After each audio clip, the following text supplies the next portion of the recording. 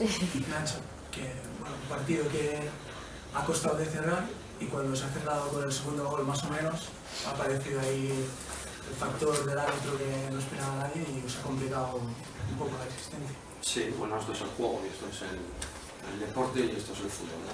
Cuando todo parece que lo tienes ya controlado, pues en situaciones que se generan, pues vamos a sufrir al final, ¿no?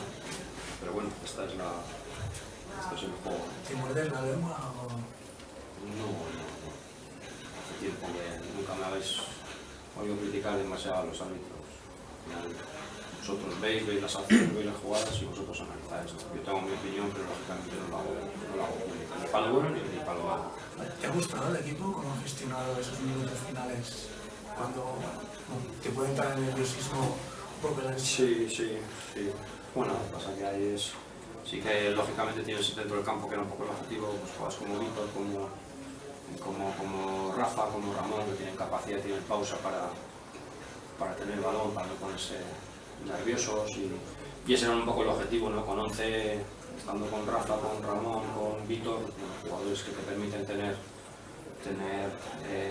el balón, la posesión de balón y luego romper pues, con David, con los laterales, ¿no? Y al final los últimos minutos ya es defender y apretar los dientes. ¿Te ha gustado el equipo a nivel general? ¿Habéis creado sí, el primer tiempo yo creo que no hemos empezado mal, luego hemos tenido después del gol. El campo estaba complicado otra vez, no es fácil. Ellos sabíamos que las recuperaciones del balón luego salían muy bien. Claro, tú tienes el rol de tener que atacar, de tener que tener el balón y en este campo hay más riesgo de pérdida. Y cada pérdida, pues en el primer tiempo nos han puesto un poco, como se suele decir, de corbata, ¿no? Y bueno, tienes ese riesgo, tienes que asumir, ¿no? Pero ya en el segundo tiempo lo hemos gestionado, me ha gustado el equipo, lo hemos gestionado muy bien. La vuelta de Víctor, otra noticia positiva, no sé si tenías pensado darle un poco más de tiempo o las circunstancias. Bueno, las circunstancias mandan, es importante es que esté bien, que se vaya metiendo dentro de la dinámica del grupo a nivel de poder entrenar cada día y poder ir cogiendo minutos y bueno, y eso es muy importante, ¿no?